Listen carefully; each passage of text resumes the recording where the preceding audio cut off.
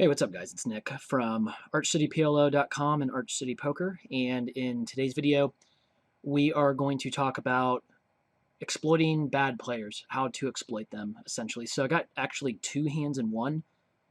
Guess we can call that a little bit of bonus content. But this first hand was played at a 1-2 game. Very recently, I opened King 10 of hearts under the gun to 10. It's my standard sizing in these 1-2 games. Passive player in the cutoff decides a call, and an ABC probably could call this player passive as well, decides a call on the button. A couple folds, and we see a flop of Queen 8 4-2 tone. So a texture that doesn't hit my range that well. Now against the weaker players, that doesn't matter quite as much. But as far as my actual hand goes, I think if I had backdoor diamonds, I could consider maybe betting, but I don't really love my blockers. I don't love my equity if called.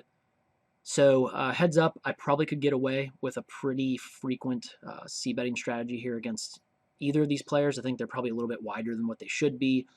They probably won't defend very well against me either. But I do decide to check with it being three ways, and it checks through. So three of hearts on the turn, and this is a situation where I think a lot of players in my spot would think to themselves, well, I still don't have anything.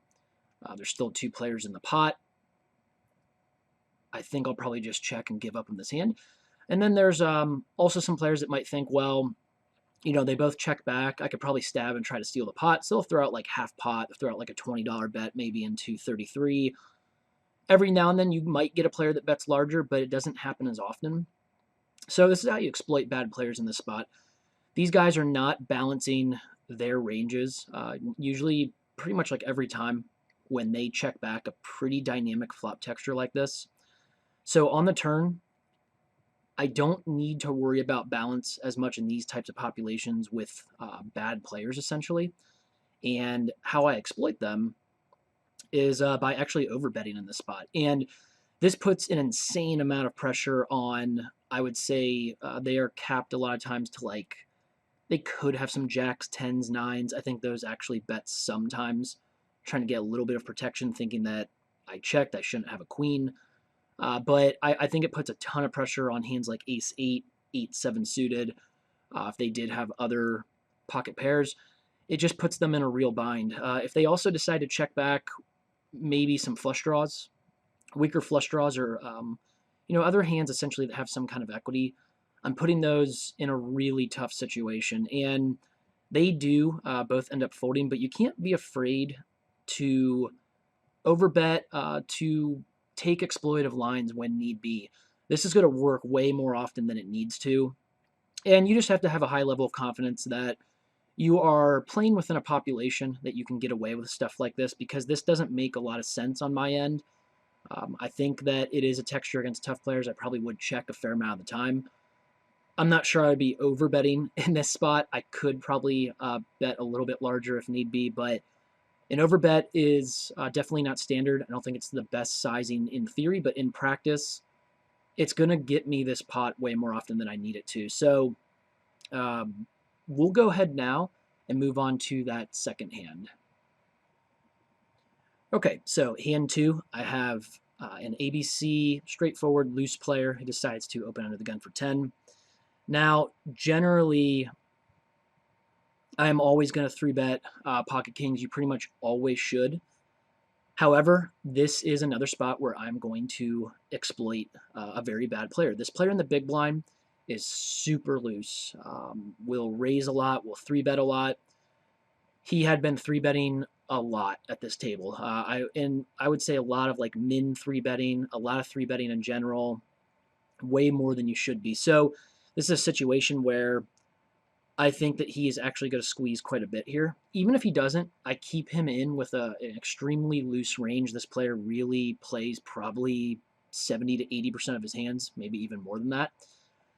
So I decided to just flat, looking to, in fact, lay a pretty big bear trap. This is how I'm going to exploit him, is because when he does 3-bet a lot, he pretty much does not fold no matter what.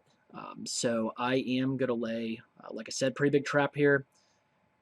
He decides to squeeze.